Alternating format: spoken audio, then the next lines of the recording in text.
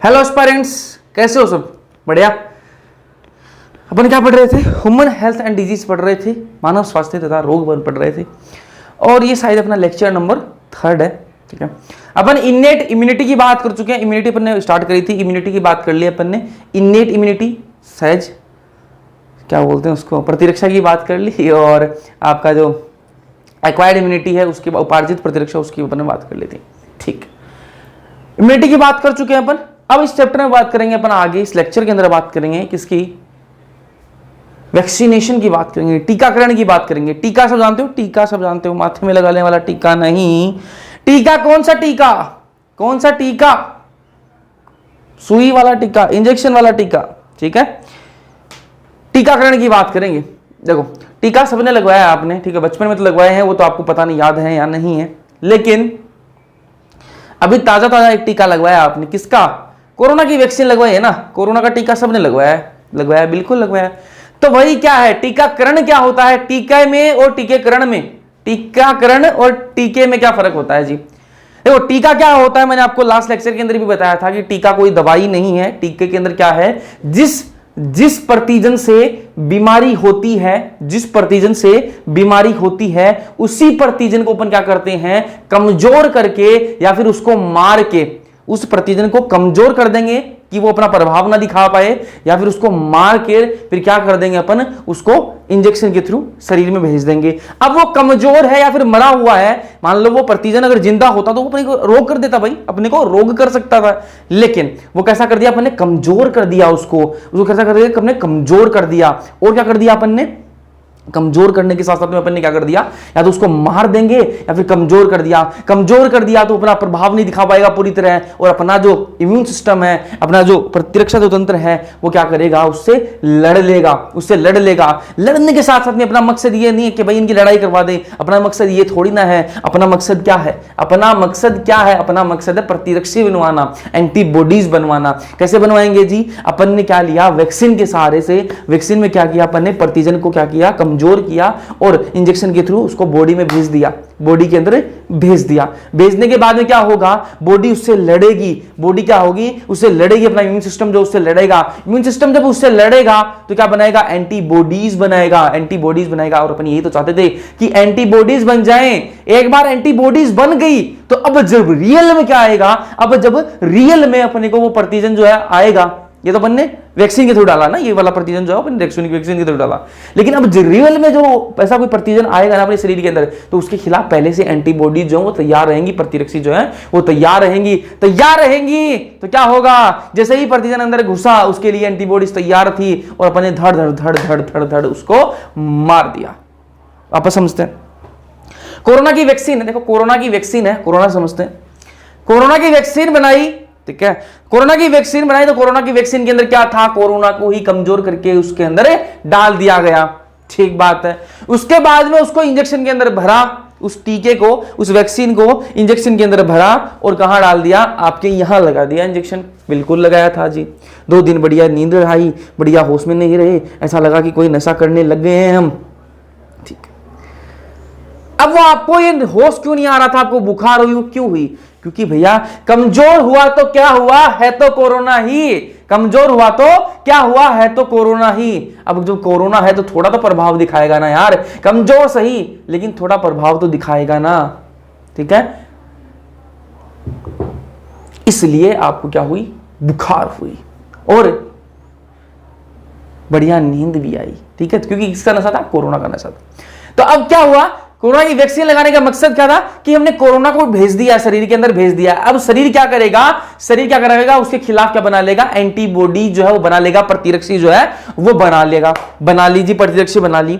अब क्या होगा, जब रियल में कोरोना अपने को इन्फेक्ट करेगा ना, जब अपन को रियल में कोरोना जो है वो संक्रमित करेगा, तब क्या होगा, पहले से उसके खिलाफ एंटीबॉडी जो है वो तैयार रहेंगी, प्रतिरक्षी जो है वो तैयार रहेंगी। प्रतिरक्षी जब तैयार रहेंगी तो क्या होगा, कोरोना हमारा कुछ नहीं बिगाड़ पाएगा, क्योंकि कोरोना को है अपनी जो एंटीबॉडीज है वो धड़ धड़ धड़ धड़ मार देंगी। तो आपने सुना होगा कि जिन लोगों ने वैक्सीन लगवा ली थी, उनके केसेस जो है, उनकी डेथ रेशियो जो है वो कम हो गई थी। उनको कोरोना हो रहा था, हो रहा था, लेकिन अपना शरीर है वो सक्षम हो गया था, अपना जो इम्यून सिस्टम है वो सक्षम हो गया था। सक्षम हो गया था तो क्या हो गया, सक्षम जब हो गया था तो कोरोना को उसने मार दिया जी। ये क्या है, वैक्सीन की कहानी है, टीके की कहानी है। और टीकाकरण क्या होता है, टीका को मैंने लिया और टीके को मैंने यहां लगा दिया, ठीक है, टीका मैंने लिया और टीके को मैंने शरीर के अंदर लगा दिया, यही क्या होता है, टीकाकरण होता है। यही क्या होता है, टीकाकरण होता है। तो टीके को शरीर में प्रवेश करवाना, टीके को शरीर में प्रवेश करवाना ही क्या होता है दोस्त, टीकाकरण होता है। अरे भाई क्या हुआ, देखो टीके को शरीर में प्रवेश करवाना ही क्या होता है, टीकाकरण होता है। बात समझ में आ गई, टीकाकरण क्या होता है, टीका क्या होता है समझ में आ गई आपको, वैक्सीन होती है, ठीक है। और टीकाकरण क्या होता है, या इंग्लिश में इसको वैक्सीनेशन भी बोलते हैं, टीकाकरण को क्या बोलते हैं, वैक्सीनेशन। ये शब्द आपके काम के हैं क्योंकि आप साइंस के स्टूडेंट हो तो आपको पता होनी चाहिए वैक्सीनेशन क्या है, वैक्सीन क्या है, बहुत नॉर्मल शब्द है ना, तो ये वर्ड भी आपको इंग्लिश में पता होनी चाहिए ना। तो टीका क्या होता है, वैक्सीन होती है। टीकाकरण क्या होता है, वैक्सीनेशन होती है। वैक्सीन को लगाएंगे उसी को क्या बोलते हैं, वैक्सीनेशन बोलते हैं, ठीक।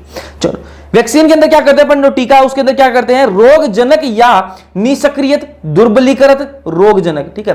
रोगजनक लेंगे, या तो रोगजनक अपन ने क्या ले लिया, जो जीव है उसको ले लिया, या फिर उसको कमजोर कर मतलब दुर्बलीकृत, ठीक है, कम क्या है, कमजोर करके, और क्या निष्क्रिय मतलब उसको डीएक्टिवेट करके अपन ने क्या किया, उसको शरीर के अंदर भेज देंगे। शरीर के अंदर भेज देंगे उस रोगजनक को, तो क्या होगा, शरीर उसके खिलाफ क्या बनाएगा, प्रतिरक्षी बनाएगा। शरीर इनके खिलाफ क्या बनाएगा, प्रतिरक्षी बनाता है। और ये प्रतिरक्षी तो अपन चाहते थे कि शरीर क्या है, इनके खिलाफ प्रतिरक्षी बना ले, कि जब रियल में जब इंफेक्शन होगा ना, जब रियल में उन प्रतिजनों के कारण, उन रोगजनकों के कारण अपने को क्या होगा, संक्रमण होगा, तो उनके खिलाफ पहले से क्या होंगी, एंटीबॉडी जो तैयार रहेंगी। एंटीबॉडी जब तैयार रहेंगी तो उनको मार दिया जाएगा, वो अपना इफेक्ट जो है वो नहीं दिखा पाएंगे। टीकाकरण से ही क्या होता है, प्रतिरक्षीकरण होता है। देखो दो शब्द हैं, एक टीकाकरण है जिसको वैक्सीनेशन बोलते हैं, और एक प्रतिरक्षीकरण है जिसको इम्यूनाइजेशन बोलते हैं। दोनों में फर्क है जी, दोनों में फर्क है। दोनों एक दूसरे से रिलेटेड जरूर हैं, दोनों एक दूसरे से रिलेटेड जरूर हैं, लेकिन एक ही चीज नहीं है, एक ही चीज नहीं है। दोनों शब्दों का मतलब जो है वो एक नहीं होता, दोनों अलग अलग मतलब होता है दोनों शब्दों का, और दोनों एक दूसरे से रिलेटेड जरूर है, संबंधित है। कैसे संबंधित है, टीकाकरण हुआ आपका, आपको टीका लगाया गया, आपको टीका लगा दिया, ठीक है, इसको क्या बोलते हैं, टीका लगाने को क्या बोलते हैं, टीकाकरण बोल देते हैं। तो टीकाकरण हो गया आपका, टीकाकरण हो गया आपका, तो आपके शरीर के अंदर क्या होगी, प्रतिरक्षी बनना स्टार्ट होगी। प्रतिरक्षी बनना स्टार्ट हो गई तो आपका इम्यून सिस्टम जो है वो इस प्रतिजन के खिलाफ क्या हो गया, तैयार हो गया। तो यही क्या होता है, इम्यूनाइजेशन होता है। टीकाकरण लगाया आपने, टीकाकरण किया, आपका टीकाकरण हुआ, और उसकी वजह से क्या होता है, इम्यूनाइजेशन होता है, प्रतिरक्षीकरण होता है, ठीक है। तो टीकाकरण से क्या होता है, प्रतिरक्षीकरण होता है। तो टीकाकरण और प्रतिरक्षीकरण दोनों शब्द अलग अलग है, लेकिन दोनों एक दूसरे से संबंधित है, रिलेटेड है। कैसे रिलेटेड है, टीकाकरण जब होगा तब क्या होगा, प्रतिरक्षीकरण होगा। टीकाकरण हुआ आपका, टीकाकरण हुआ तो इम्यून सिस्टम स्ट्रॉन्ग होगा, उसको क्या बोलते हैं, इम्यूनाइजेशन बोलते हैं। और ये क्या हो गया, आपका प्रतिरक्षीकरण हुआ, ठीक है। एनसाइड में तो नहीं है लेकिन फिर भी ध्यान में रख लेना। फादर ऑफ इम्यूनोलॉजी कौन है, फादर ऑफ इम्यूनोलॉजी कौन है, एडवर्ड जेनर। कौन है, एडवर्ड जेनर, ठीक है। स्मॉल पॉक्स, ठीक है, किस पर काम किया था इन्होंने, एडवर्ड जो जेनर साहब इन्होंने किस पर काम किया था, स्मॉल पॉक्स, चेचक, ठीक है, चेचक। चेचक सब जानते हो ना क्या होता है चेचक, ठीक है, माता निकल, ऐसे बोलते हैं ना, माता निकलाई, ठीक है, माता निकल आई, ठीक है, तो वो क्या है, चेचक। सब जानते हैं डिजीज है ना, जो छोटे छोटे क्या हो जाते हैं, पिंपल्स हो जाते हैं इसके अंदर, पिंपल्स टाइप हो जाती है ना, चेचक बोलते हैं हिंदी में, इंग्लिश में बोलते हैं स्मॉल पॉक्स, और नॉर्मल आमचाल की भाषा में उसको बोलते हैं माता निकल आना, ठीक है। ये बातें मैंने आपको बता दी, किसकी, father of immunology Edward Jenner. अब आगे 3 प्रकार की वैक्सीन होती हैं, 3 प्रकार की वैक्सीन होती हैं। कौन कौन सी प्रकार की होती है, एक first generation, second generation, third generation. जैसे कंप्यूटर की जनरेशन आती है ना, वैसे इनकी भी जनरेशन है जी। कैसे जनरेशन है, 3 प्रकार की वैक्सीन है, first generation, second generation, third generation. क्या है मतलब इसका, मतलब सिंपल सा है कि फर्स्ट जनरेशन वाली है ना, फर्स्ट जनरेशन वाली जो वैक्सीन होगी उसमें पूरा जीव होगा, पूरा प्रतिजन होगा जी, प्रतिजन होगा, ठीक है। तो होल ऑर्गेनिज्म, जिस ऑर्गेनिज्म से क्या होता है, जिस ऑर्गेनिज्म से कोई रोग होता है और अपन उस रोग की अपन को वैक्सीन बनानी है, टीका बनाना है उस वैक्सीन का, तो अपन क्या करेंगे, उस पूरे जीव को ले लेंगे, उस पूरे प्रतिजन को ले लेंगे और उसको क्या कर देंगे, अंदर ठोक देंगे। ये एक तरीका हो गया, ये तो हो गई फर्स्ट जनरेशन। ये तो क्या हो गई, फर्स्ट जनरेशन। दूसरी जनरेशन की जो वैक्सीन होंगे उनके अंदर क्या काम किया गया, रिकॉम्बिनेंट डीएनए टेक्नोलॉजी यूज करी गई। क्या यूज की गई, रिकॉम्बिनेंट डीएनए टेक्नोलॉजी यूज करी गई। और इसका एग्जांपल बता दूं, सेकंड जनरेशन जो वैक्सीन है इसका एग्जांपल बता दूं आपको, रिकॉम्बिवैक्स एचबी। क्या नाम है, रिकॉम्बिवैक्स एचबी। किसकी वैक्सीन है ये, हेपेटाइटिस बी की वैक्सीन है। किसकी वैक्सीन है, हेपेटाइटिस बी की वैक्सीन है। वापस सुन लो ध्यान से, वैक्सीन जो है वो 3 जनरेशन में आती है, फर्स्ट जनरेशन, सेकंड जनरेशन और थर्ड जनरेशन, ठीक है। फर्स्ट जनरेशन वाली जो वैक्सीन होती है उनके अंदर होल ऑर्गेनिज्म, पूरा ऑर्गेनिज्म होता है, पूरा जीव होता है, पूरा प्रतिजन होता है उसके अंदर, ठीक है। सेकंड जनरेशन की जो वैक्सीन है उसके अंदर क्या किया जाता है, रिकॉम्बिनेंट डीएनए टेक्नोलॉजी यूज करके बनाई जाती है। और इसका एग्जांपल है वो क्या है, रिकॉम्बिवैक्स एचबी। क्या एग्जांपल है, रिकॉम्बिवैक्स एचबी इसका एग्जांपल है। हेपेटाइटिस बी की ये क्या है, वैक्सीन है। किसकी वैक्सीन है, हेपेटाइटिस बी की ये वैक्सीन है। फिर बात करें थर्ड जनरेशन वालों की, थर्ड जनरेशन की बात करें तो ये क्या है, सिंथेटिक। कैसी होती है, सिंथेटिक होती हैं, कृत्रिम लिख देते हैं जी, कृत्रिम, ठीक है।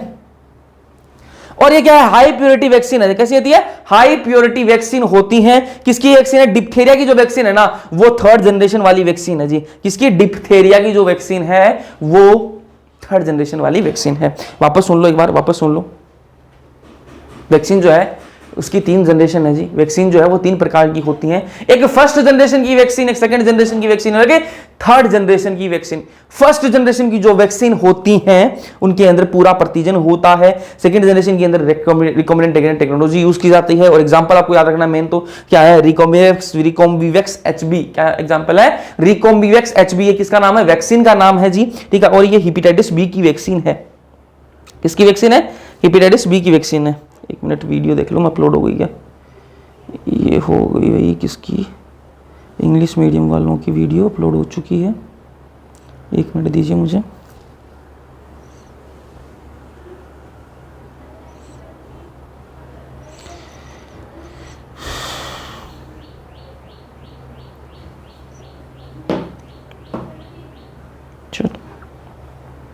रिकॉम्बिवैक्स एचबी किसकी वैक्सीन है, हेपेटाइटिस बी की। फिर बात की थर्ड जनरेशन की जो वैक्सीन होती है वो कैसी होती है, कृत्रिम होती है। कैसी होती है, कृत्रिम होती है, हाई प्योरिटी वैक्सीन है। कैसी है, हाई प्योरिटी की ये वैक्सीन होती है। एग्जांपल की बात करें तो जो डिप्थेरिया की जो वैक्सीन है वो कैसी है, थर्ड जनरेशन की वैक्सीन है। कोई दिक्कत नहीं होनी चाहिए। फिर बात करते हैं अपन किसकी, एलर्जी की बात करते हैं। एलर्जी की बात करते हैं, एलर्जी। एलर्जी क्या होती है, एलर्जी क्या होती है, सबने सुन रखा है ये नाम, सबने सुन रखा है ये नाम। यार मुझे तो उससे एलर्जी है। किससे एलर्जी है बाबू, तुझे किससे एलर्जी है, वो जिससे एलर्जी है वही एलर्जी है।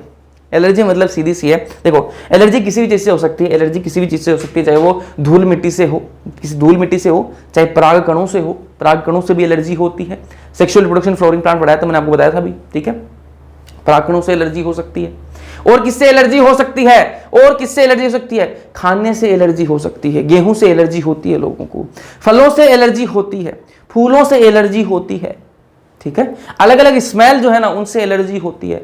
बॉडी प्रोडक्ट्स यूज करते हैं, जो बॉडी प्रोडक्ट्स जो कॉस्मेटिक प्रोडक्ट्स यूज करते हैं उनसे भी एलर्जी होती है। कुछ परफ्यूम, कुछ बॉडी स्प्रे जो डिओड्रेंट्स है वो ऐसे आते हैं जिनसे कुछ लोगों को एलर्जी होती है, ठीक है। कुछ परफ्यूम ऐसे आते हैं जिनसे एलर्जी होती है, कुछ क्रीम्स ऐसी आती हैं, कॉस्मेटिक क्रीम्स ऐसे आते हैं जिनसे एलर्जी होती है। तो एलर्जी बात ऐसी है, सिंपल सी बात यह है कि किसी भी चीज से एलर्जी जो है वो हो सकती है, ठीक बात है, यहां तक कोई दिक्कत नहीं है। एलर्जी जो है वो किसी भी चीज से हो सकती है। अब देखो एलर्जी में होता क्या है, एलर्जी के अंदर होता क्या है, नॉर्मली जब एलर्जी के अंदर होता क्या होता है, नाक बहने लग जाती है, आंखों में से आंसू आने लग जाते हैं, पानी आने लग जाता है, ठीक है, आंखें लाल हो जाती हैं बिल्कुल, ठीक है, ये अपन को देखने के लिए मिलता है। या फिर स्किन पर क्या है, पूरे रेड रेड रेड रेड निशान बन जाए, ये अपन को नॉर्मली एलर्जी के अंदर देखने के लिए मिलता है, ठीक है। अब जो एलर्जी है वो होती क्यों है, होती क्यों है, क्यों होती है भाई, इसलिए होती है हाइपर सेंसिटिविटी के कारण। किसकी वजह से? Hyper sensitivity. मतलब सीधी सी बात है, सेंसिटिव सब जानते हो, सेंसिटिव सब जानते हो। एक होता है सेंसिटिव होना, एक होता है सेंसिटिव होना। सेंसिटिव मतलब कि वो ऐसा होता है ना कि किसी को ज्यादा धूप लगती है, थोड़ा सा धूप के अंदर निकला और पूरा लाल हो गया, तो वो क्या है? सेंसिटिव है। वो क्या है? सेंसिटिव है बेचारा, ठीक है, क्या है? सेंसिटिव है। और एक होता है हाइपर सेंसिटिव। हाइपर मतलब बहुत ज्यादा सेंसिटिव, ठीक है। एक तो क्या? सेंसिटिव, और एक होता है हाइपर सेंसिटिव, तो बहुत ही ज्यादा सेंसिटिव। एक तो मतलब एक तो हो गया नॉर्मल, ठीक है, मेरा जैसे कि भाई बाहर निकला धूप के अंदर कुछ नहीं हुआ, कुछ भी नहीं हुआ। और एक वो होते हैं जिनको बाहर निकले थोड़े से धूप के अंदर और पूरे लाल हो जाएंगे, बिल्कुल टमाटर की तरह लाल हो जाएंगे, तो क्या? सेंसिटिव है। और कुछ ऐसे हैं बहुत ही ज्यादा सेंसिटिव होने वाले क्या होते हैं, ठीक है, उनको फिर एलर्जी हो जाती है, धूप से एलर्जी होने लग जाती है। भाई धूप के अंदर निकलेंगे तो उनकी तबीयत जो है वो खराब हो जाती है, उनको धूप से एलर्जी होने लग जाती है। कुछ ऐसे हैं जो शहरों के अंदर रहते हैं, बंद इन्वायरमेंट के अंदर रहते हैं, बंद क्या है वातावरण के अंदर रहते हैं, तो उनको गांव में भेज दो, किसी दूसरी जगह भेज दो। भेज दोगे तो क्या होगा? उनको मोस्टली जो चांसेस हैं कि उनको धूल मिट्टी से जब आंधी आएगी तो आंधी के अंदर क्या है? मिट्टी उड़ेगी, पूरे खेतों से क्या है? मिट्टी उड़ती है, ठीक है। और मिट्टी उड़ती है तो उनसे क्या होता है? उनको एलर्जी हो सकती है, ठीक है। तो एक आपको एग्जांपल दूं, एक दो टाइप के बच्चे हैं। एक बच्चा वो है जिसको बहुत ही जो उसके पेरेंट्स है उसको बहुत ही क्लोज इन्वायरमेंट में रखते हैं, मतलब घर के अंदर इसको खिलौनों से खिलवा रहे हैं, महंगे महंगे खिलौने की 10-11-12 हज़ार के खिलौने, आजकल तो बच्चों के 40-50 के खिलौने आते हैं, ठीक है, उनसे खिलवा रहे हैं बच्चों को, खिलवा रहे हैं उनसे बच्चों को। और एक बच्चा तो वो है जो घर में बढ़िया खेल रहा है, वो बढ़िया बच्चों वाली मोटरसाइकिल आती है उसको ला के दे रखी है, गाड़ी ला के दे रखी है बच्चे को, छोटे से को, और वो घुमा रहा है घर के अंदर ही। और एक वो बच्चा है जो धूल मिट्टी के अंदर बाहर खेल रहा है, ठीक है, वो धूल मिट्टी के अंदर बाहर खेल रहा है, ठीक है।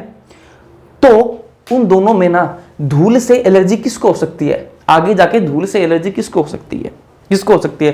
ज्यादा चांसेस किसके रहेंगे? जो बाहर नहीं निकलता है ना जो बच्चा, उसको एलर्जी होने के ज्यादा चांसेस रहते हैं, क्योंकि वो क्या है? सेंसिटिव हो जाएगा। वो क्या हो जाएगा? सेंसिटिव हो जाएगा। और जो धूल मिट्टी में खेल रहा है उसके तो ये रोज का काम है। ये क्या है? रोज का काम है। एक चीज और बता दूं, एलर्जी जो है जरूरी नहीं है बचपन से ही हो, एलर्जी जो है जरूरी नहीं बचपन से ही हो, कभी भी एलर्जी स्टार्ट हो सकती है, कभी भी एलर्जी जो है वो स्टार्ट हो सकती है, ठीक है। वो पता लगाना होता है कि आपको एलर्जी किससे हुई है। पहले तो वही एक बड़ा टास्क होता है कि आपको एलर्जी किस चीज से है, ठीक है। कुछ लोगों को गेहूं से एलर्जी होती है, कुछ लोगों को गेहूं से एलर्जी होता है, मतलब वो गेहूं की रोटी ही नहीं खा सकते, या फिर गेहूं से बना हुआ कोई भी प्रोडक्ट जो है वो नहीं खा सकते। अगर वो खाएंगे तो उनको दिक्कत होगी, इसलिए उनको अपनी लाइफ के अंदर, पूरी लाइफ के अंदर गेहूं को छोड़ना पड़ता है। मतलब अनाज से भी एलर्जी होती है, अनाज से भी एलर्जी होती है। कुछ लोगों को किसी एक पर्टिकुलर फ्रूट से क्या हो जाती है? एलर्जी हो जाती है, तो वो अगर फ्रूट खाएंगे तो उनको दिक्कत होगी, इसलिए वो फ्रूट नहीं खा सकते, ठीक है। तो एलर्जी ये सिस्टम है, देखो, ठीक है। अब एलर्जी होती क्यों है? एलर्जी होती क्यों उसकी बात कर लेते हैं। मैंने आपको बताया हाइपर सेंसिटिविटी, हाइपर सेंसिटिविटी अभी थोड़ी देर में बताऊंगा ना आपको क्या होती है, कैसे होती है। अभी देखो, प्रतिरक्षा तंत्र की अतिरंजित अनुक्रिया, ठीक है, मैंने आपको बता दिया कि जो प्रतिरक्षा जो तंत्र है वो हाइपर सेंसिटिव हो जाएगा। अपना जो प्रतिरक्षा जो तंत्र है वो क्या हो जाएगा? हाइपर सेंसिटिव हो जाएगा। छोटी छोटी चीजों को क्या है? बड़ा बड़ा दिखाने लग जाएगा। छोटी छोटी चीजों को क्या है?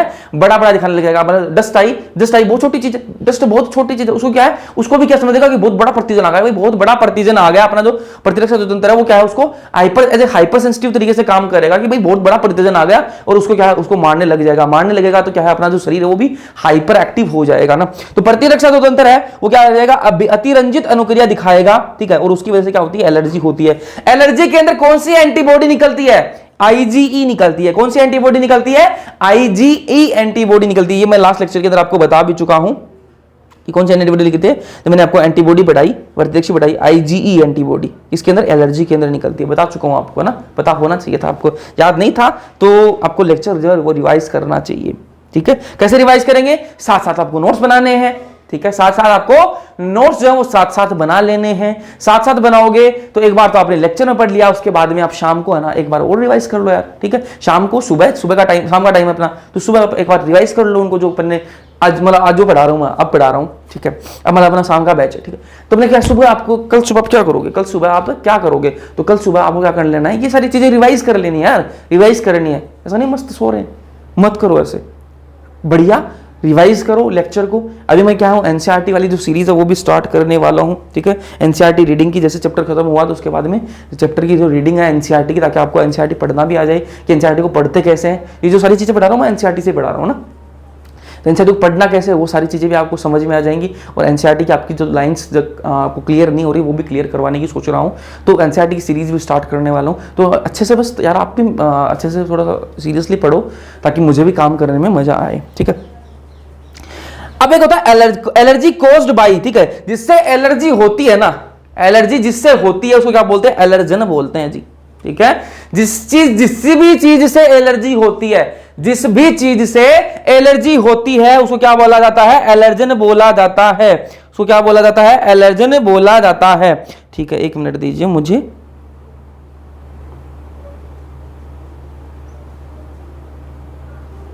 चलो, जिस भी चीज से एलर्जी होती है ना उसको क्या बोला जाता है, एलर्जन बोला जाता है। चाहे वो गेहूं हो, चाहे वो धूल मिट्टी हो, चाहे वो कोई प्राकण हो, पोलन ग्रेन हो, ठीक है, चाहे वो कोई फूल हो, चाहे वो कोई फल हो, किसी भी चीज से एलर्जी है ना, चाहे अगर गेहूं से एलर्जी है, चाहे गेहूं से एलर्जी, तो गेहूं क्या हो गया, एलर्जन हो गया, ठीक है। धूल मिट्टी से क्या है, एलर्जी है। डस्ट से क्या है, एलर्जी है जी, तो डस्ट क्या होगी, एलर्जन हो गई।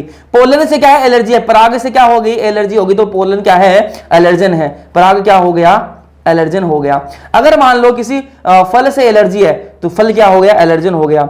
फूल से एलर्जी है तो फूल क्या हो गया, एलर्जन हो गया। तो किसी भी चीज से एलर्जी है ना, किसी भी चीज से एलर्जी है, वही क्या होता है, एलर्जन होता है। एलर्जन समझ में आ गया। जो एलर्जी करता है ना, जो एलर्जी करता है उसको एलर्जन बोलते हैं। जो एलर्जी करता है उसको एलर्जन बोलते हैं, और जो डिजीज करता है उसको क्या बोलते हैं, प्रतिजन बोलते हैं, ठीक है। समझ में आ गई। एलर्जन के सामान्य उदाहरण, ठीक है। अब एलर्जन के कुछ एनसीईआरटी के अंदर सामान्य उदाहरण दे रखे कि भाई सामान्य प्रकार के ये एलर्जन है, तो उनकी बात कर लेते हैं। कौन कौन से हैं। धूल में क्या है, चीचड़ी। क्या है, धूल में चीचड़ी को धूल मिट्टी हो गई ना, और धूल के अंदर चीचड़ी क्या होती है, बताओ मुझे, बताओ। जिसको नहीं पता है ना, जिसको पता है वो कमेंट सेक्शन के अंदर कमेंट करके बताएगा, और जिसको नहीं पता है उसको पता लग जाएगा, ठीक है। तो चीचड़ी क्या होता है, चीचड़ी, ठीक है। चीचड़ी क्या होता है, कमेंट सेक्शन में बताओगे ना। देखता हूँ कितना मतलब आपको मतलब यहाँ तक सुना है या पहले ही मतलब 1-2 मिनट का देख के भाग गए हो, पूरा लेक्चर लिया है नहीं लिया भी पता लग जाएगा, बीच में सब कुछ पूछूंगा तो। चीचड़ी क्या होता है, चीचड़ी क्या होता है, ठीक है, उसको क्या है लिखोगे आप कमेंट सेक्शन में ना, चीचड़ी। पराग भी क्या है, एक सामान्य प्रकार का क्या है, एलर्जन है। इससे भी क्या एलर्जी होती है, ठीक है। प्राणी लघुशल्क, ठीक है। प्राणी लघुशल्क मतलब जो एनिमल्स है, ठीक है, उनकी जो स्किन का जो है, जो स्किन का जो पार्ट्स है वो हवा के अंदर उड़ के आ रहे हैं, ठीक है, उनसे भी एलर्जी होती है। तो क्या बोलते हैं, एनिमल डेंडर बोलते हैं। क्या बोलते हैं, एनिमल डेंडर बोलते हैं, ठीक है। तो इनसे क्या है, एलर्जी होती है जी। तो ये कॉमन प्रकार क्या हो गए, एलर्जन हो गए। अब इनके सिम्टम्स की बात कर लेते हैं। कॉमन प्रकार के अपन ने पढ़े हैं, एलर्जन पढ़े हैं, तो कॉमन सिम्टम्स भी पढ़ लेते हैं। कॉमन सामान्य सिम्टम्स की बात करेंगे ना। देखो हर एलर्जी के अंदर अलग अलग प्रकार के सिम्टम हो सकते हैं, लेकिन कुछ सामान्य प्रकार के सिम्टम्स हैं जो ऑलमोस्ट सभी प्रकार की एलर्जी के अंदर आपको देखने के लिए मिलते हैं। तो उनकी बात कर लेते हैं। तो पहला क्या है, रनिंग नोज, ठीक है, नाक से पानी बहना,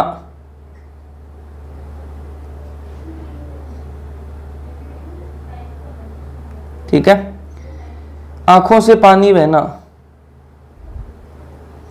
आंखों से पानी बहना,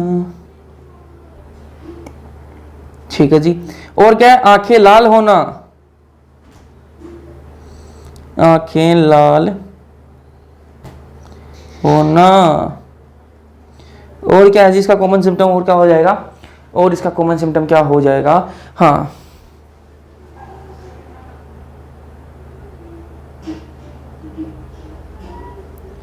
शरीर पर लाल निशान होना,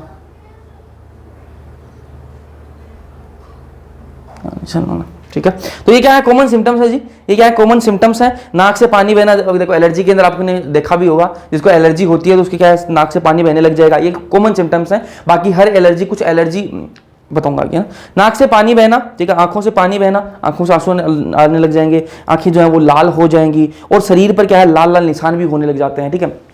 तो ये क्या है, एलर्जी के क्या है, कुछ कॉमन कुछ कॉमन क्या है सिम्टम्स है, कुछ कॉमन क्या है सिम्टम्स है। तो ये सिम्टम्स बाकी आपको कुछ बहुत सारी एलर्जी ऐसी हैं जिनके अंदर अलग अलग टाइप की क्या है सिम्टम्स देखे गए हैं। अलग अलग टाइप के सिम्टम्स, क्या सिम्टम्स हैं जी? वो सिम्टम्स ये हैं कि कुछ एलर्जी ऐसी हैं, सीवियर कंडीशंस है, कुछ एलर्जी ऐसी हैं जिनके अंदर पूरी बॉडी है उसके अंदर स्वेलिंग हो जाती है। स्वेलिंग इतनी ज्यादा हो जाती है कि आंखें भी नहीं खुलती, आंखें जो है वो बिल्कुल बंद हो जाती हैं, आंखें जो है वो बिल्कुल बंद हो जाती हैं। तो कुछ एलर्जी ऐसी भी हैं। तो एलर्जी जो है ना, बहुत सारी एलर्जी ऐसी भी हैं जिनके अंदर अलग अलग टाइप की सिम्टम्स होते हैं, लेकिन जो कॉमनली जो अपन को नॉर्मल जो सिम्टम्स देखने के लिए मिलते हैं वो ये वाले सिम्टम्स हैं। तो ये सिम्टम्स आपको पता होने चाहिए, एनसीईआरटी के अंदर ये दे रखे हैं तो आपको पता होना चाहिए। चलो अब बात करें टाइप्स ऑफ एलर्जी की। टाइप्स ऑफ एलर्जी की बात करें तो एलर्जी के प्रकार, ठीक है, तो इन 3 प्रकार की एलर्जी की बात करेंगे अपन, ठीक है, नॉर्मल जो अपनी एनसीईआरटी के अंदर है वहां तक अपन रहेंगे, ठीक है। ये एनसीईआरटी में है नहीं है लेकिन फिर भी आपको पता होना चाहिए। देखो टाइप्स ऑफ एलर्जी की बात करेंगे, पहले क्या है? Hay fever. क्या है? Hay fever. तो ये हे फीवर क्या हुआ एलर्जी? हे फीवर किसकी वजह से होती है? पोलन की वजह से होती है। जो पराग है ना, लिख देते हैं, आपको दिक्कत नहीं होनी चाहिए, पराग की वजह से होती है जी, पराग की वजह से होती है। इसके अंदर क्या इफेक्ट होता है? ऊपरी श्वसन पथ प्रभावित होता है।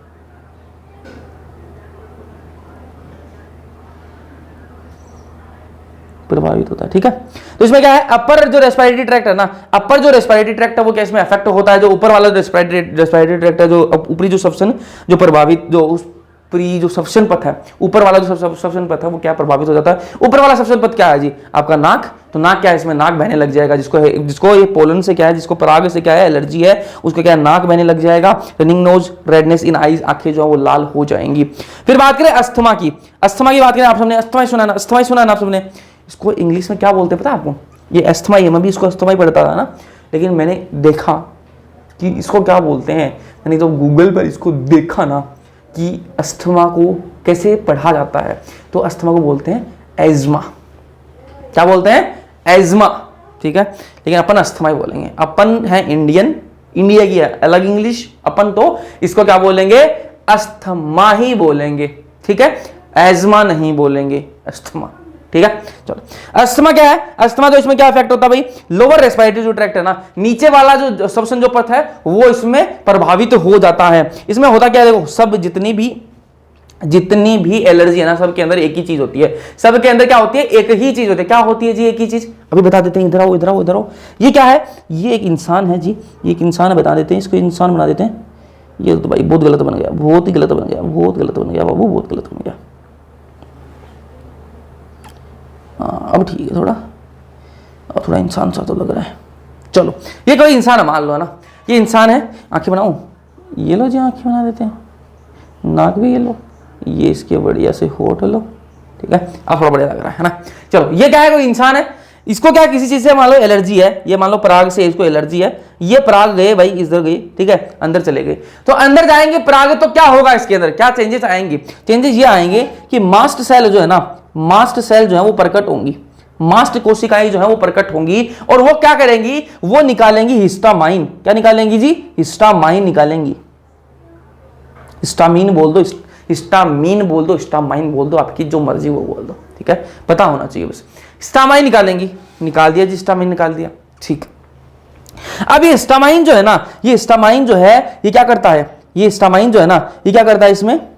ये हिस्टामाइन जो है इसका काम क्या है? ये हिस्टामाइन जो है इसका काम क्या है? ये हिस्टामाइन होता है वेजो कॉन्स्ट्रिक्टर।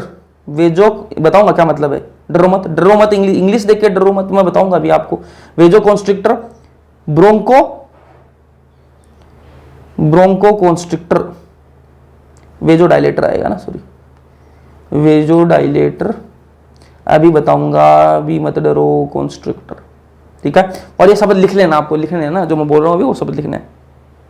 हिस्टामाइन जो है ना, देखो जैसे ही कोई भी एलर्जन शरीर के अंदर आएगा तो क्या होगी? मास्ट सेल जो है वो प्रकट होंगी, मास्ट कोशिकाएं जो है वो प्रकट होंगी, और वो क्या निकालेंगी? हिस्टामाइन निकालेंगी। क्या निकालेंगी? हिस्टामाइन निकालेंगी। और हिस्टामाइन जो है ना वो क्या होता है? हिस्टामाइन जो है वो वेजोडाइलेटर होता है। वेजोडाइलेटर का मतलब क्या है?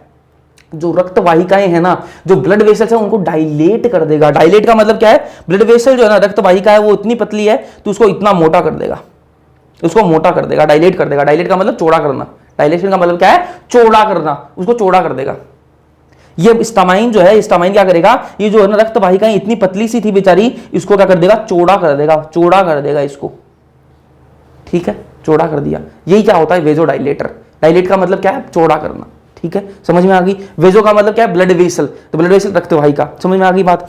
अब बात करें ब्रोंकोकॉन्स्ट्रिक्टर। ये ब्रोंकोकॉन्स्ट्रिक्टर क्या है, यहां पर देखो, पहले ट्रेकिया है, ट्रेकिया है, ट्रेकिया के बाद में क्या है, यहां पर ब्रोंक्यूल्स हैं, ठीक है, ब्रोंक्यूल्स के बाद में क्या है, आपके फेफड़े आएंगे, ठीक है, ब्रोंक्यूल्स हैं, ठीक है, तो ब्रोंक्यूल्स हैं, तो ब्रोंक्यूल्स हैं, यहां पर क्या है, आपका ट्रेकिया है, यहां पर क्या है, ब्रोंक्यूल्स हैं, तो इनको क्या कर देगा, कॉन्स्ट्रिक्टर का मतलब क्या है, दबा देगा, बिल्कुल इसको एकदम से बंद कर देगा, ठीक है, ब्रोंक्यूल्स को क्या कर देगा, बंद कर देगा, तो क्या फेफड़े तक क्या है, सांस ही नहीं जा पाएगी, सांस नहीं जा पाएगी तो सांस लेने में दिक्कत आएगी, तो अस्थमा के अंदर होता क्या, और सांस लेने में दिक्कत आती है। तो ये स्टामाइन क्या करता है, ये स्टामाइन क्या करता है, ब्रोंकोकॉन्स्ट्रिक्टर है, क्या है, ब्रोंकोकॉन्स्ट्रिक्टर मतलब जो ब्रोंक्यूल है उसको क्या कर देगा, कॉन्स्ट्रिक्ट कर देगा, उसको दबा देगा, उस पाइप को क्या कर देगा। ये यार समझो, इतनी सी है, कोई नॉर्मल बात है ना, ये क्या है, ये क्या है, आपकी जो ब्रोंक्यूल है उसकी पाइप है, ठीक है, उस पाइप को ऐसे दबा देंगे, पाइप को ऐसे दबा देंगे तो पाइप से कुछ चीज आ जा पाएगी क्या, नहीं आ जा पाएगी, ठीक है, जो पहले नॉर्मल आ रही थी वैसे नहीं आ पाएगी, वैसे नहीं आ पाएगी तो सांस लेने में दिक्कत आएगी। पहले बढ़िया सांस आ रही थी, बढ़िया सांस आ रही थी, लेकिन किसी चीज से एलर्जी हुई, किसी चीज से एलर्जी हुई, और एलर्जी होते ही क्या हुआ, एलर्जी क्या होता है, अस्थमा का अटैक आ गया, अस्थमा का अटैक आया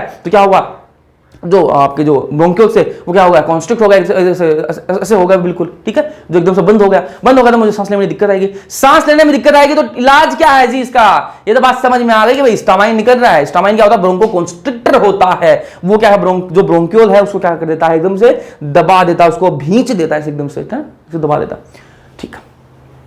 लेकिन इसका इलाज क्या है, इलाज क्या है, वो फुसफुस रखते हैं ना, जिनको अस्थमा होता है वो फुसफुस रखते हैं ना, वो पंप रखते हैं, वो जी वो इलाज है। उसमें क्या होता है, एंटी हिस्टामिन होता है, क्या होता है, एंटी हिस्टामिन होता है। एंटी हिस्टामिन मतलब हिस्टामिन का उल्टा।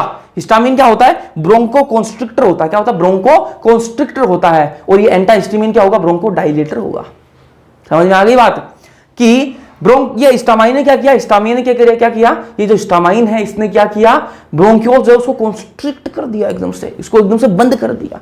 तो क्या करेंगे, इसको खोलने के लिए क्या करेंगे, ब्रोंकोडायलेटर ले लो जी, क्या ले लो, ब्रोंकोडायलेटर ले लो। ब्रोंकोडायलेटर क्या, वो फुसफुस, ठीक है, वो ले लो।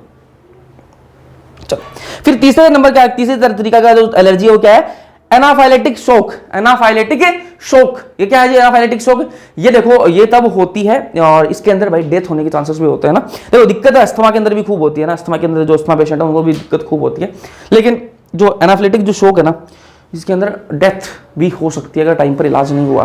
क्या होता है जी, क्यों होती है ये, तो अलग टाइप की दवाई ले लोगे आप, गलत तरीके से दवाई ले रहे हो ना, अगर कोई दवाई ले रहे हो और वो गलत तरीके से ले लिया आपने तो ये चीज हो सकती है, ठीक है। गलत तरीके से मतलब कौन सी दवाई, एंटीबायोटिक्स। एंटीबायोटिक्स अगर आपने ज्यादा मात्रा के अंदर ले ली या फिर जो डॉक्टर ने बताया उस वजह से नहीं ली तो क्या हो जाएगा, आपको दिक्कत हो सकती है, एनाफिलेटिक शॉक की आपको दिक्कत हो सकती है। एंटीबायोटिक नाम दे रखा है पेनिसिलिन, ठीक है। अगर आपने पेनिसिलिन ले ली और वो भी ज्यादा मात्रा के अंदर ले लिया, फिर अलग तरीके से ले ली, ठीक है, तो क्या हो सकता है, आपको एनाफिलेटिक शॉक हो सकता है। और क्या भाई, बी स्टिंग, ठीक है। अगर आपको मक्खियों ने काट लिया, मक्खियां कौन सी, मधुमक्खियां, या फिर जो जो एक बड़ी मक्खियां भी आती है ना, मधुमक्खी से एक बड़ी मक्खी आती है, अगर वो मक्खियों ने काट लिया फिर दिक्कत है जी। एक दो मक्खी काटेगी, टेंशन की इतनी बात नहीं है, टेंशन की इतनी बात नहीं है, एंटी हिस्टामिन लो और आपको आराम मिल जाए। लेकिन अगर बहुत सारी मधुमक्खियों ने काट लिया, अगर बहुत सारी मधुमक्खी और काटती है, गाँव के अंदर काट लेती है ना, गाँव के अंदर क्या है, पूरा छत्ता लगता है ना, पूरा छत्ता लगता है उसका, और छत्ते के अंदर अगर हाथ लग गया और कुछ क्या शहद के चक्कर में उसको उड़ाने की कोशिश करते हैं, शहद के चक्कर में कि भाई अब ये मधुमक्खियां उड़ जाएं तो अपन ये छत्ता तोड़ लें और इस पर क्या निकाल लें, अपन शहद निकाल लें, क्या निकाल लें, शहद निकाल लें। तो क्या करते हैं, उसको मधुमक्खियों को उड़ाने की कोशिश करते हैं। अगर मधुमक्खियों को छेड़ दिया, ठीक है, या फिर जो बड़ी वाली मक्खियां उनको छेड़ दे तो क्या करेंगी, वो क्या करेंगी, छोड़ेंगी क्या, नहीं छोड़ेंगी। वो क्या करेंगी, फिर उस इंसान को पीछे पकड़ लेती हैं और पकड़ने वाला उसको खा जाएंगे। और बहुत सारी अगर मधुमक्खियों ने काट लिया, तो आपको क्या करना पड़ेगा, जल्दी से जल्दी डॉक्टर के पास जाना पड़ेगा, अदरवाइज डेथ भी हो सकती है, और होती है डेथ, है ना। बहुत सारी न्यूज आते हैं अखबार में, ठीक है, और डेथ होती है इसके अंदर। तो क्या मास्क सेल, इसके अंदर भी वही है, ये क्या है, जैसे ही मधुमक्खी वाले काट लिया, ये मधुमक्खी है इसने काट लिया, तो क्या वो मास्क सेल जो है, मास्क सेल जो है वो क्या निकालेगी, हिस्टामिन निकालेगी। ठीक है, हिस्टामिन जो है वो क्या होता है, मैंने आपको बताया कि वेजो डायलेटर होता है। क्या होता है, वेजो डायलेटर होता है, जो ब्लड वेसल, जो रक्त वाहिका इतनी पतली सी थी उसको इतना मोटा कर दिया, इतना मोटा कर दिया। आप मुझे आप बताओ, पतली पाइप में ज्यादा प्रेशर जाएगा या फिर मोटी पाइप में ज्यादा प्रेशर जाएगा? पतली पाइप में ज्यादा प्रेशर होता है ना, पतली पाइप में ज्यादा प्रेशर होता है मोटी पाइप के बजाय। मोटे पाइप के अंदर यार बहुत सारा पानी डालेंगे तब ज्यादा प्रेशर आएगा ना, बहुत सारा पानी डालना पड़ेगा तब वो जाके प्रेशर आएगा। ठीक है, और पतली पाइप के अंदर कम पानी में भी प्रेशर आ जाएगा बढ़िया। तो ज्यादा प्रेशर जाए वो ज्यादा किसके अंदर रहेगा, पतली के अंदर रहेगा, नॉर्मल बात है। अब इसने क्या कर दी, पाइप को मोटी कर दी भाई, जो रक्त वाहिका थी उसको मोटी कर दी, तो क्या होगा, ब्लड प्रेशर कम होगा कि नहीं होगा? बिल्कुल कम होगा जी। पतली के अंदर ब्लड प्रेशर बढ़िया था, लेकिन जब आपने मोटी कर दी रक्त वाहिका को तो ब्लड प्रेशर क्या हो जाएगा, कम हो जाएगा। अब ब्लड प्रेशर कम हो गया, ब्लड प्रेशर कम हो जाएगा तो क्या हो जाएगा, बेहोश हो जाएगा। जिसको खाई है ना वो क्या हो जाएगा, बेहोश हो जाएगा। और टाइम पर अगर उसको कहां नहीं लेके गया, अगर हॉस्पिटल में डॉक्टर की सुपरविजन के अंडर अगर उसको नहीं ले जाया गया तो क्या हो जाएगी, उसकी डी फॉर डेथ हो जाएगी। ठीक है, तो ये 3 मैंने आपको बताया क्या, एलर्जी के टाइप। अब बात करें ट्रीटमेंट की, ये तो बात हो गई, एलर्जी बता दी मैंने आपको। अब बात करें ट्रीटमेंट की। ट्रीटमेंट क्या है जी, ट्रीटमेंट जो एनसीईआरटी के अंदर लिख रखी है उसकी बात कर लेते हैं जी। ठीक है, जो एनसीईआरटी ने ट्रीटमेंट बता रखे हैं उनकी बात कर लेते हैं। तो ट्रीटमेंट क्या है, एंटी हिस्टामिन दे दो। सबसे पहले क्या करो, एंटी आओ, जो पेशेंट है एलर्जी है, एंटी हिस्टामिन दे दो उसको, क्या कर दो, एंटी हिस्टामिन दे दो। क्योंकि आपको पता है कि एलर्जी किसकी वजह से होती है, हिस्टामिन की वजह से। जैसे ही एलर्जन आता है बॉडी के अंदर, जैसे ही एलर्जन आता है तो क्या होता है, मास्ट सेल प्रकट हो जाते हैं। मास्ट सेल प्रकट होकर क्या निकालती हैं, हिस्टामिन निकालती हैं। हिस्टामिन की वजह से क्या होती है, एलर्जी होती है। ठीक बात है, कोई दिक्कत नहीं है। ठीक है, तो क्या कर दो, हिस्टामिन की वजह से हो रही है तो एंटी हिस्टामिन दे दो, एंटी हिस्टामिन दे दो। अगर जल्दी फर्क चाहिए आपको, जल्दी फर्क चाहिए तो क्या दे दो, स्टेरॉइड्स दे दो। क्या दे दो, स्टेरॉइड्स दे दो। स्टेरॉइड्स जो दवाइयां जो होती है ना वो क्या करती हैं, जल्दी इफेक्ट दिखाती हैं। क्या करती हैं, जल्दी इफेक्ट दिखाती हैं अपना, तो स्टेरॉइड्स। ठीक है, और क्या, एड्रेनालिन, तो एंटी हिस्टामाइन। ठीक है, आपको और क्या दे रखा है, स्टेरॉइड्स और एड्रेनालिन। 3 चीज आपको याद रखनी है ट्रीटमेंट के अंदर। आपको एलर्जी के ट्रीटमेंट में आपको 3 चीजें याद रखनी है। क्या याद रखना है आपको, एक तो आपको एंटी हिस्टामिन याद रखनी है, एक आपको एड्रेनालिन याद रखना है, और आपको एक स्टेरॉइड्स याद रखना है। 3 चीजें आपको याद रखनी है। फिर बात करें किसकी, सौ प्रतिरक्षा की बात करें। सौ प्रतिरक्षा, ये सौ प्रतिरक्षा क्या है, प्रतिरक्षा तो हमें समझ में आ गया, इम्यूनिटी होती है। प्रतिरक्षा तो हमें समझ में आ गया कि इम्यूनिटी को बोलते हैं, और इम्यूनिटी हमें समझ में आ गई कोरोना में कि क्या होती है इम्यूनिटी। इम्यूनिटी वो पावर होती है अपने शरीर की जो रोगजनक जो जीव हैं, जो रोग कारक जो जीव हैं उनसे लड़ती है। ठीक है, इम्यूनिटी अपने शरीर की वो शक्ति है, वो क्षमता है जो रोग कारक जीवों से लड़ती है, और रोग कारक जो जीव जो हैं उनको क्या करती है, मार देती है। अपना जो शरीर है उनसे लड़ता है, अपने को रोग जो है वो नहीं होने देता। वही क्या होती है, इम्यूनिटी होती है। तभी तो कहा गया था कोरोना के अंदर कि जिसकी इम्यूनिटी स्ट्रांग है, जिसकी इम्यूनिटी स्ट्रांग है उसके आसपास रोग भटकेंगे भी नहीं। जिसकी इम्यूनिटी जितनी स्ट्रांग है उसके आसपास रोग भटकेंगे भी नहीं, और जिसकी इम्यूनिटी जितनी कमजोर है उसके आसपास तो, उसके घर के आसपास तो रोगों का आना जाना जो है वो लगा रहेगा। ठीक है, समझ में आ गई बात। इम्यूनिटी स्ट्रांग का मतलब क्या है कि आपका शरीर जो वो ज्यादा अच्छे से लड़ सकता है, जो रोग कारक जो जीव है उनसे अच्छे से लड़ सकता है। अच्छे से लड़ सकता है मतलब क्या हुआ, वो रोग नहीं होने देगा। अगर आपकी इम्यूनिटी अच्छी नहीं है, अगर आपकी प्रतिरक्षा जो है ना वो बढ़िया नहीं है तो क्या हो जाएगा, कोई भी छोटू सा जो है ना वो रोग आकर वो भी आपको रोग कर जाएगा। ठीक है, अगर इम्यूनिटी बढ़िया नहीं है तो। लेकिन भैया प्रतिरक्षा तो समझ में आ गई, ये आप बता रहे इम्यूनिटी होती है, मतलब लड़ने की क्षमता होती है। लेकिन ये 100 प्रतिरक्षा क्या बवाल है। प्रतिरक्षा तो हमें समझ में आ गई बात, प्रतिरक्षा क्या होती है, लेकिन ये हमें तो 100 प्रतिरक्षा बताओ। तो 100 प्रतिरक्षा को इंग्लिश में बोलते हैं ऑटो इम्यूनिटी। क्या कहा जाता है, ऑटो इम्यूनिटी कहा जाता है। ठीक बात है, ऑटो इम्यूनिटी कहा जाता है। तो भैया ऑटो इम्यूनिटी तो कहा जाता है, लेकिन हमें तो इंग्लिश में थोड़ा ना जानना है, हमें तो जानना है होता क्या है।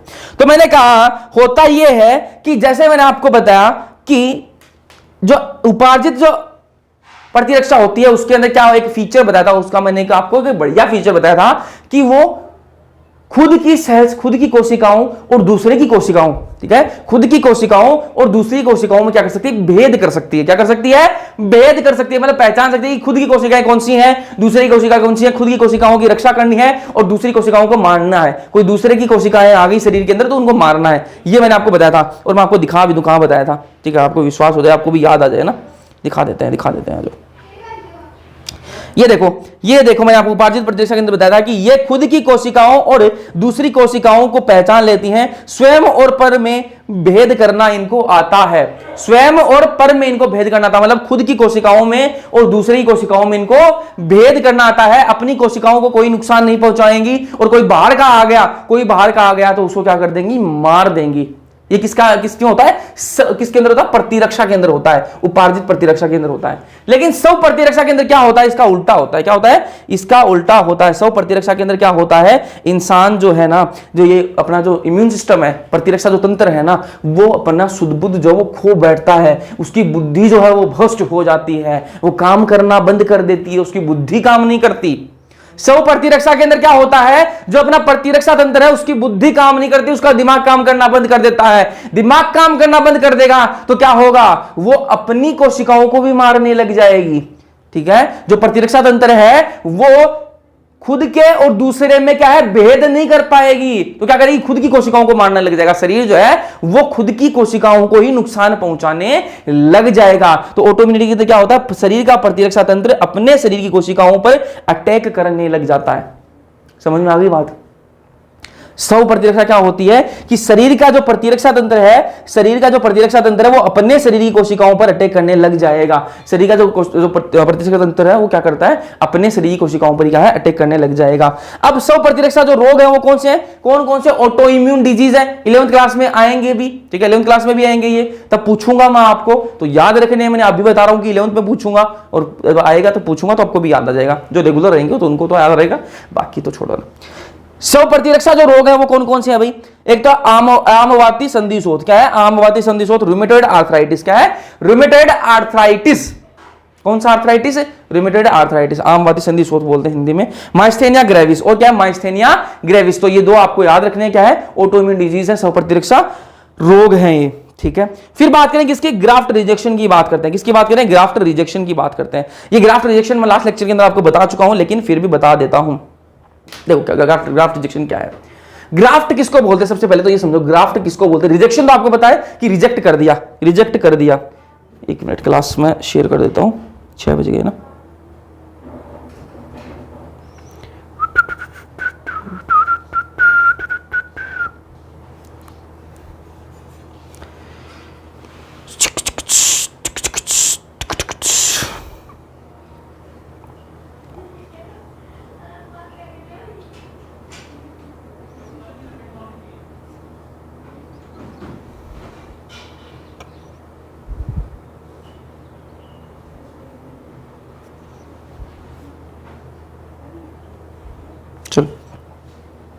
ग्राफ्ट क्या होता है, पहले तो मैं आपको वही बता दूं ग्राफ्ट क्या होता है।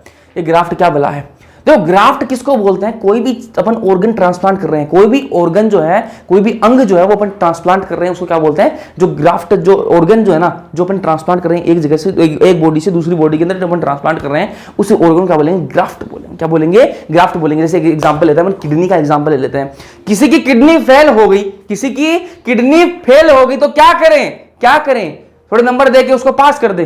ठीक है, नहीं ऐसे नहीं करेंगे, पास नहीं होगी किडनी अपन को ट्रांसप्लांट करनी पड़ेगी। कैसे ट्रांसप्लांट करेंगे, किसी दूसरे इंसान की किडनी अपन को उस इंसान की जिसकी फेल हुई है उसके अंदर लगानी पड़ेगी। ठीक है, इसे क्या बोलते हैं, ट्रांसप्लांटेशन बोलते हैं। ठीक है, और उस किडनी को क्या बोलेंगे अपन, ग्राफ्ट बोलेंगे। क्या बोलेंगे, ग्राफ्ट बोलेंगे। ठीक बात है, यहां तक तो कोई दिक्कत ही नहीं है। ठीक, अब क्या करें, किडनी जो है वो किसी की भी लगा दें, क्या बकरे की लगा दें किडनी, नहीं जी नहीं लगा सकते। क्यों नहीं लगा सकते, इसलिए नहीं लगा सकते क्योंकि शरीर के पास में क्या है, स्व प्रतिरक्षा तंत्र है।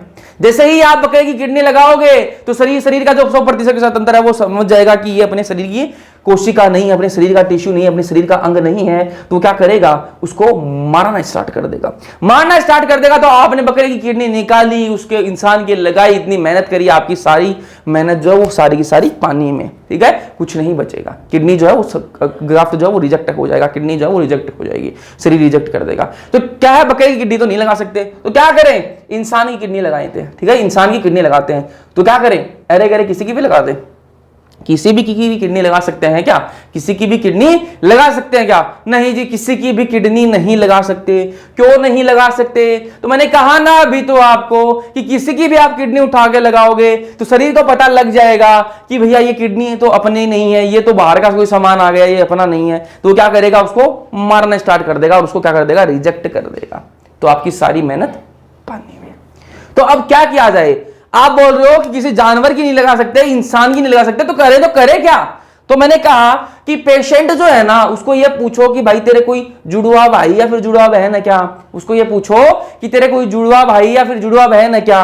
अगर वो बोले मेरे जुड़वा भाई या फिर जुड़वा बहन है, तो उसके घर वालों को बोलो कि अपने जुड़वा भाई जुड़वा बहन को मनाओ, ठीक है, कि वो किडनी देने के लिए तैयार हो जाए। किडनी देनी है, ऐसे कोई चॉकलेट थोड़ा ना देने की, चॉकलेट दे दो, ठीक है, चॉकलेट थोड़ी ना देनी है, किडनी देनी है। किडनी यार कोई मतलब भाई हुआ तो क्या हुआ, किडनी ऐसे थोड़ा ना दे सकता है, कोई ऐसे थोड़ा ना देगा, इतनी आसानी से तो नहीं दे सकता। और आजकल वाले भाई बहन तो बिल्कुल नहीं दे सकते। तो भाई वो क्या करना पड़ेगा? मनाना पड़ेगा, कन्विंस करना पड़ेगा, चाहे वो कैसे भी करें, कन्विंस कैसे भी करें, प्रोवर्टी में शादी कर करें, कैसे भी करें, ठीक है, वो उनकी है, लेकिन वो कन्विंस करना पड़ेगा। अब मान लो अगर भाई जुड़वा बहन है तो क्या करना पड़ेगा अपन? अगर वो राजी होगा किडनी देने के लिए तो क्या करेंगे?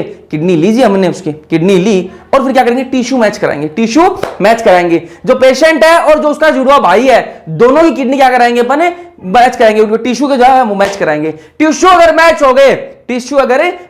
हो रहे हैं तो अपन उस किडनी को ट्रांसप्लांट कराएंगे, तो बहुत बढ़िया बात, किडनी को ट्रांसप्लांट कर दी। तो क्या इस बार शरीर का शरीर का जो प्रतिरक्षा तंत्र है वो क्या पहचान नहीं पाएगा?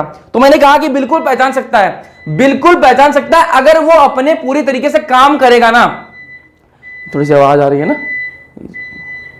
अगर वो अपनी पूरी तरीके से काम करेगा, जो उसका प्रतिरक्षा जो तंत्र है, अगर वो पूरी तरह से काम करेगा तो क्या होगा? तब तो क्या है, वो उसको पहचान लेगा कि भाई ये किडनी अपनी नहीं है, चाहे आपने किडनी टिश्यू मिलाई हो। लेकिन इसका इलाज है। क्या इलाज है भैया? इलाज ये है कि उस पेशेंट को क्या दे दो आप? इम्यूनोसप्रेसिव एजेंट दे दो, ऐसी दवाइयां दो उसको कि उसका प्रतिरक्षा तंत्र जो है वो प्रभावी तरीके से काम ना कर पाए। ऐसी उसको दवाइयां दो कि उसका जो है शरीर जो है उसका जो उसका प्रतिरक्षा तंत्र बोल रहा हूं बार-बार, प्रतिरक्षा जो तंत्र है वो ढंग से काम नहीं कर पाए, उसका जो इम्यून सिस्टम है वो काम ना कर पाए पूरी तरीके से। प्रभावी काम तो करे लेकिन प्रभावी तरीके से काम ना कर पाए, जितना उसके इफेक्टिव तरीके से काम करता है उतना तरीके से काम नहीं कर पाए। तो इससे क्या होगा? इससे ये होगा वो पूरी तरीके से काम नहीं कर पाएगा।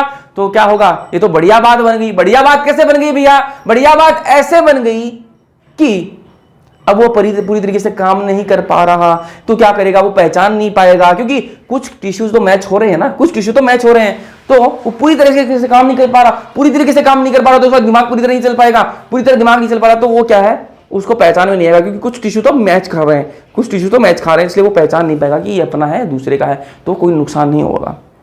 अब मान लो भाई नहीं है, जुड़वा भाई तो नहीं है, तो क्या करे? जुड़वा भाई नहीं है, पेशेंट को किडनी तो चाहिए, तो क्या करे? उसके लिए इलाज क्या है? तो क्या करें? उसके परिवार में क्लोज रिलेटिव ढूंढेंगे। क्या ढूंढेंगे? क्लोज रिलेटिव ढूंढेंगे। उसका कैसे ढूंढेंगे? चाहे उसकी मदर हो सकती है, उसका फादर हो सकता है, ठीक है, मतलब उसका ब्लड रिलेशन वाले। वाइफ नहीं हो सकती, ठीक है, उसका बेटा हो सकता है, पेशेंट का बेटा बेटी ये हो सकते हैं, भाई बहन हो सकते हैं, उसके मदर फादर हो सकते हैं, लेकिन वाइफ नहीं हो सकती। वाइफ क्या है? रिलेटिव है, क्लोज रिलेटिव भी है, लेकिन ब्लड रिलेशन नहीं है। वाइफ तो दूसरे घर से आई है, ठीक है, तो ब्लड रिलेशन तो नहीं है दोनों का, तो क्या है, उसकी तो किडनी मैच खाने का कोई मतलब ही नहीं है ना, तो परिवार वालों को ही खा सकती है मैच तो उनमें से किसी को मनाना पड़ेगा, मनाएंगे, फिर उसकी किडनी लेंगे, उसके बाद में उसको ट्रांसप्लांट करेंगे। ट्रांसप्लांट करने के बाद में भी रिस्क रहती है, तो उसको कैसे रिस्क कम कैसे किया जाए? कैसे कम कर सकते हैं? ऐसे कम कर सकते हैं कि भाई उसको पूरी जिंदगी भर उसको इम्यूनोसप्रेसिव एजेंट दें, उसको ऐसी दवाइयां दें जिनसे उसका जो प्रतिरक्षा तंत्र है वो क्या है, पूरी तरीके से प्रभावी तरीके से काम नहीं कर पाए। तो आपके दिमाग में ये क्वेश्चन आ रहा होगा कि भैया हम बकरे की किडनी लगाकर उसको ऐसी दवाइयां दे दें कि उसका प्रतिरक्षा तंत्र है वो काम करना ही बंद कर दे। अगर प्रतिरक्षा तंत्र काम करना बंद कर देगा तो किसी को पता ही नहीं चलेगा कि अपने बकरी किडनी लगाई है, बकरी किडनी काम कर जाएगी। तो मैंने कहा दिमाग तो बढ़िया है आपका, लेकिन थोड़ा सही नहीं चलाया। क्यों नहीं चलाया भैया? हमने तो सही चलाया था। इसलिए सही नहीं चला कि अगर आपने प्रतिरक्षा तंत्र को पूरी तरीके से बंद कर दिया, अगर आपने प्रतिरक्षा तंत्र को पूरी तरीके से बंद कर दिया तो होगा क्या कि कोई छोटा सा भी, जिसकी कोई वैल्यू नहीं है, जिसकी कोई वैल्यू नहीं है, ऐसा प्रतिजन भी क्या कर देगा, आपको रोग कर देगा। ठीक है, कितना सारा पोल्यूशन है, कितनी सारी बीमारियां जो है वो हवा के अंदर घूम रही हैं, ये तो अपना प्रतिरक्षा तंत्र है जो अपन को बचा के रखता है। अगर ये प्रतिरक्षा तंत्र ना हो तो पता नहीं अपन शाम भी निकालें या ना निकालें। ठीक है, सुबह तक खत्म। ठीक है, तो सब जो प्रतिरक्षा तंत्र है, आपस में बोलो, प्रतिरक्षा जो तंत्र है वो बंद नहीं कर सकते। इसलिए ग्राफ्ट रिजेक्शन समझ में आ गया कि ग्राफ्ट रिजेक्ट क्यों होता है, प्रतिरक्षा तंत्र के कारण होता है। और ग्राफ्ट को सही कैसे ट्रांसप्लांट करते हैं वो मैंने आपको बता दिया। ये रिजेक्शन किसकी वजह से होता है, ये रिजेक्शन किसकी वजह से होता है, टी सेल रेस्पॉन्सिबल है। कौन सी, टी लसिकाणु जो है ना वो इसके लिए रेस्पॉन्सिबल होता है। सीएमआई, सेल मीडिएटेड इम्यूनिटी, कोशिका माध्यित प्रतिरक्षा जो है वो इसके लिए रेस्पॉन्सिबल होती है। मैंने आपको बताया था, लास्ट लेक्चर के अंदर भी बताया था ना। देखो यहां मैं दिखा देता हूं आपको। देखो ये टी लिम्फोसाइट जो है कोशिका माध्यित प्रतिरक्षा, ये जो किडनी वाला एग्जांपल मैंने लास्ट लेक्चर के अंदर भी आपको बताया था। यहाँ पर एक नीचे और भी बताया, ऑर्गन ट्रांसप्लांट के अंदर सेल मीडिएटेड जो इम्यूनिटी है वो ऑर्गन ट्रांसप्लांट के अंदर काम आती है, यही ग्राफ्ट रिजेक्शन। ठीक है, समझ में आ गई बात। तो इस लेक्चर के अंदर पढ़ेंगे दोस्त अपन इतना ही, बाकी पढ़ेंगे नेक्स्ट लेक्चर के अंदर। वीडियो पसंद आया लाइक कर देना, दोस्तों के साथ शेयर कर देना। मिलते हैं नेक्स्ट लेक्चर के अंदर, तब तक के लिए पढ़ते रहो।